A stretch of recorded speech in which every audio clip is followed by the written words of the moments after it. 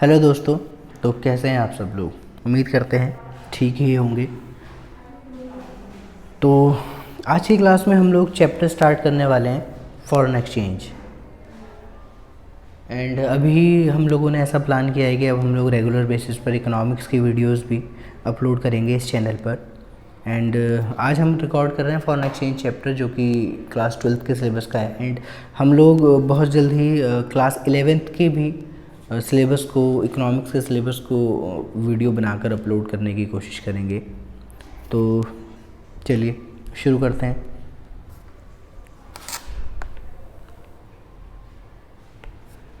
Foreign exchange एक काफ़ी छोटा चैप्टर है आपके सिलेबस में, है ना। तो ये दूसरे चैप्टर के साथ थोड़ा सा इंक्लूड होकर आता है, जो कि है आपका बैलेंस ऑफ पेमेंट।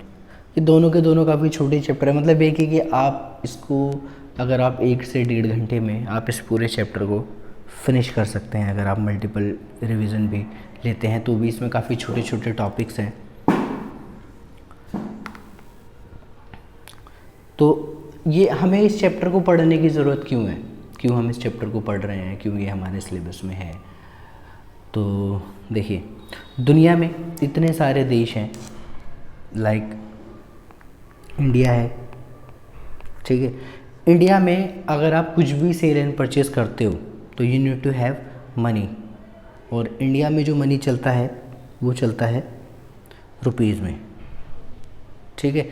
इसी तरीके से हर दुनिया में जितनी भी कंट्रीज़ है, हर कंट्री में कुछ करेंसी चलती है, और जो वहाँ पे चलती है उसको कहा जाता है डोमेस्टिक करेंसी। फॉर एग्जांपल कि इंडिया में रुपीज़ चलता है तो हम रुपीज़ को इंडिया के लिए क्या बोलेंगे? Domestic currency. ऐसे ही अगर हम बात करें यूएसए की, तो यूएसए में चलता है डॉलर, तो यूएसए की डोमेस्टिक करेंसी क्या हो गई? यूएसए की डोमेस्टिक करेंसी क्या हो गई?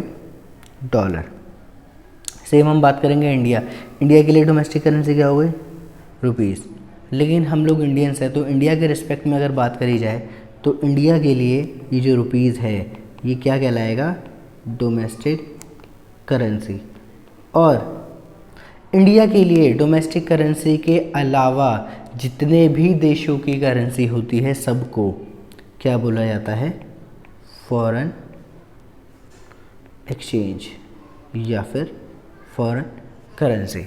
अब आप देखिए, जैसे हम ये भी नहीं कहेंगे कि सिर्फ रुपीज़ को ही डोमेस्टिक करेंसी बोलेंगे एज एन इंडियन, क्योंकि अब इंडिया के कुछ नेबरिंग कंट्रीज़ की अगर आप बात करोगे तो वहाँ पे भी रुपीज़ चलता है। फॉर एग्जांपल नेपाल है, नेपाल में भी रुपीज़ चलता है, लेकिन वो नेपालीज रुपीज़ होता है। अब ये जो रुपीज़ है ये इंडियन रुपीज़ है।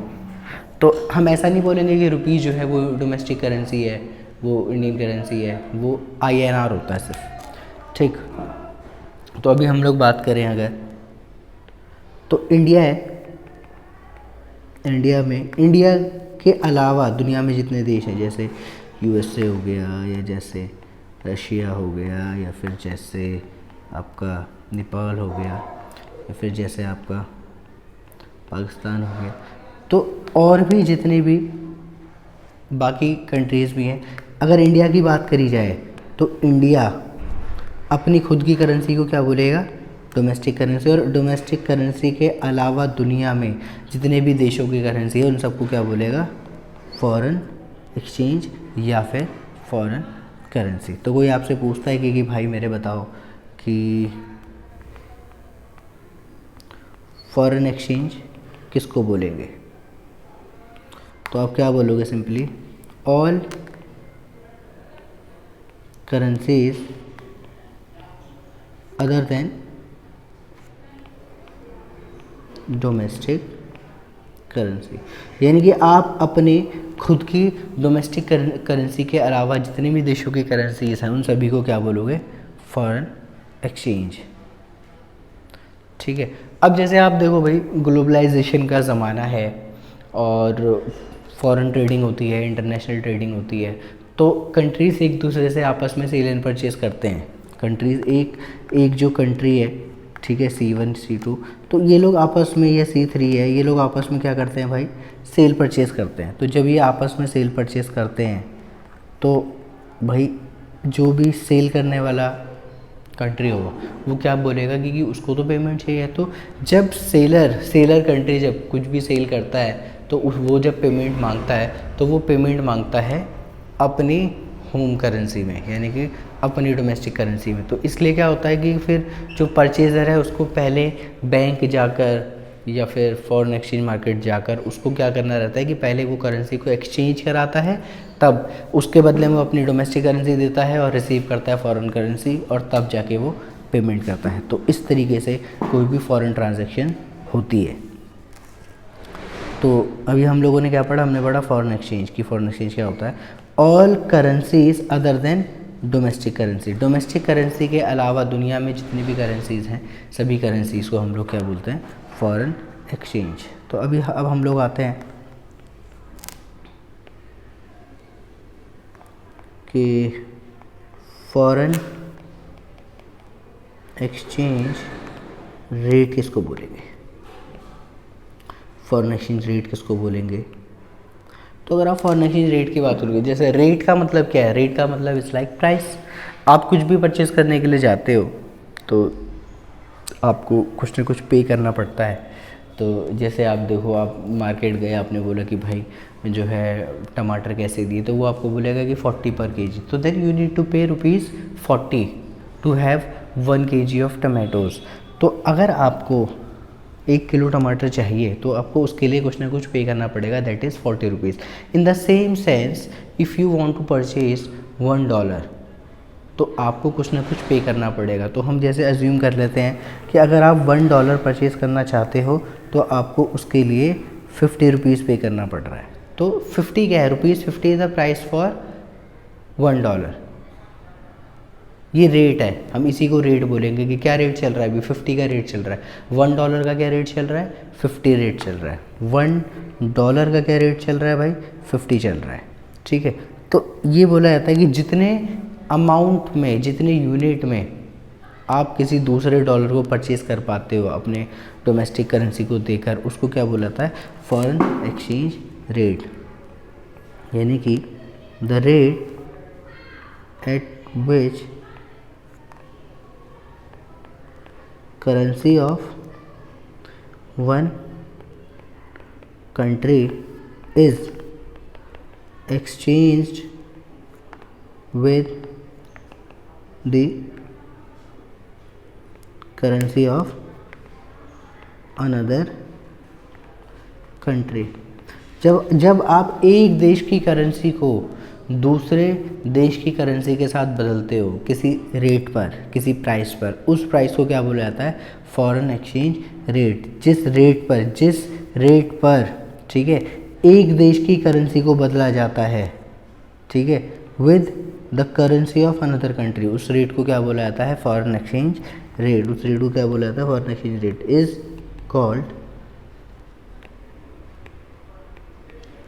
Foreign exchange rate. अब जैसे हमने ऊपर एक एग्जांपल लिया है कि अगर आपको $1 चाहिए तो आपको कितना रुपीस पे करना पड़ेगा, 50 पे करना पड़ेगा। यानी कि ₹50 is the rate for unit of $1। यानी अगर आपको $1 चाहिए तो आपको ₹50 पे करना पड़ेगा। तो इसको क्या बोला जाएगा, फॉरेन एक्सचेंज रेट।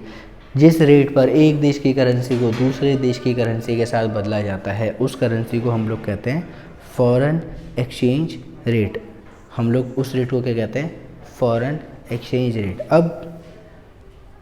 अब आप देखिए, ये जो रेट होते हैं ना, ये बढ़ते भी हैं, ये घटते भी हैं।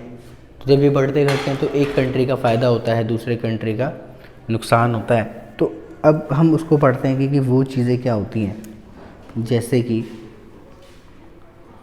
हमारा नेक्स्ट टॉपिक जो है वो है करेंसी डेप्रिसिएशन। करेंसी डेप्रिसिएशन की अगर हम बात करें तो कि करेंसी डेप्रिसिएशन होता क्या है। डेप का मतलब वैसे भी आप लोगों ने पढ़ा होगा ना कि fall in the value of asset, fall in the value of asset. अब जैसे आप देखिए होता क्या है, मान लीजिए कि आप $1 के बदले पहले ₹50 पे कर रहे थे, यानी कि जब आप काउंटर पे जाते थे तो आपको 50 रुपीज़ देना होता था और आपको उसके बदले एक्सचेंज में $1 मिल जाता था। लेकिन अब ऐसा होगा कि अगर आप अब जाओगे कुछ टाइम बाद, अगर आप जाते हो, अगर ऐसा होता है कि आपको ज़्यादा पे करना पड़ रहा है। अभी आप यहाँ पर देखो, यहाँ पर आपको क्या हो रहा है, यहाँ पर आपको पहले से ज़्यादा पे करना पड़ रहा है। कितना ज़्यादा पे करना पड़ रहा है आपको? 5 रुपीज़ और ज़्यादा पे करना पड़ रहा है आपको। यानी कि आपके यहाँ पर पहले एक चीज़ ये देखो, ये जो है ये क्या है यहाँ पर? Domestic currency. अब ये क्या है यहाँ पर? Foreign currency. तो आप यहाँ पर देखो फॉरेन करेंसी में कोई चेंज नहीं है, लेकिन डोमेस्टिक करेंसी की जो वैल्यू है, डोमेस्टिक करेंसी की जो वैल्यू है वो क्या हो गई है? कम हो गई है। डोमेस्टिक करेंसी की वैल्यू क्या हो गई है? कम हो गई। लेकिन डोमेस्टिक करेंसी का प्राइस बढ़ गया है। देखो 50 रुपीज़ में आपको $1 मिल रहा था और जो है अब 55 रुपीज़ में आपको $1 मिलेगा। यानी कि जो फॉरेन करेंसी है उसका आपका क्या हो गया? प्राइस क्या हो गया? बढ़ गया है। प्राइस क्या हो गया? बढ़ गया है। तो हम इसको सिंपली ये लिखेंगे, fall in the value of domestic currency, fall in the value of domestic currency in terms of foreign currency.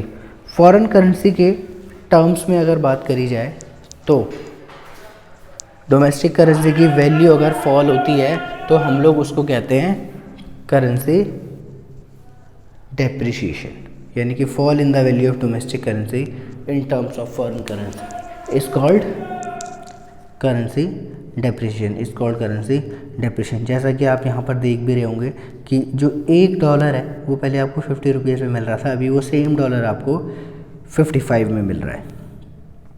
यानी कि अभी आपको 5 रुपीज़ और पे करना पड़ेगा। तो इस तरीके से जब कभी होता है तो उस चीज़ को, उस सिचुएशन को हम लोग कहते हैं currency depreciation. Fall in the value of domestic currency, fall in the value of domestic currency in terms of foreign currency is called, क्या कहलाएगा? Currency depreciation.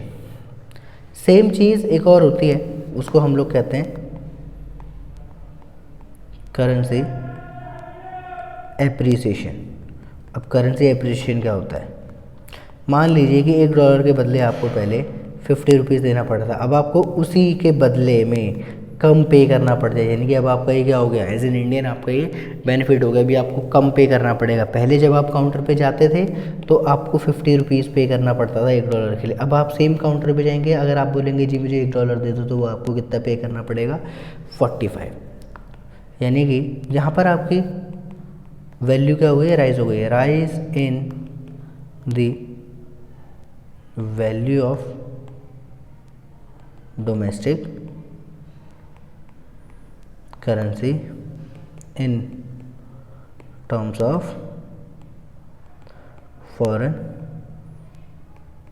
Currency is called currency appreciation. तो जब कभी भी अगर ऐसा होता है कि जो डोमेस्टिक करेंसी है उसकी वैल्यू राइज करने लग जाए, किसके रिस्पेक्ट में? फॉरेन करेंसी के रिस्पेक्ट में, तो उस सिचुएशन को हम लोग कहते हैं करेंसी एप्रिसिएशन। यानी कि simply rise in the value of domestic currency in terms of foreign currency is called currency appreciation. तो दोस्तों, हम लोगों ने कुछ टॉपिक पढ़े हैं आज की क्लास में, एक बार देखते हैं। हम लोगों ने सबसे पहले जो है वो देखा है इसकी फॉरेन एक्सचेंज की डेफिनेशन, उसके बाद फॉरेन एक्सचेंज रेट की डेफिनेशन, तब हमने पढ़ा है करेंसी डेप्रिसिएशन और तब उसके बाद करेंसी एप्रिसिएशन। तो दोस्तों, आगे का जो भी टॉपिक है इस चैप्टर का वो हम लोग करेंगे अगले वीडियो में। तो तब तक के लिए आप लोग अपना ध्यान रखें, सेफ रहें, घर पे रहें, मास्क पहनें, सैनिटाइज़र यूज़ करें। तो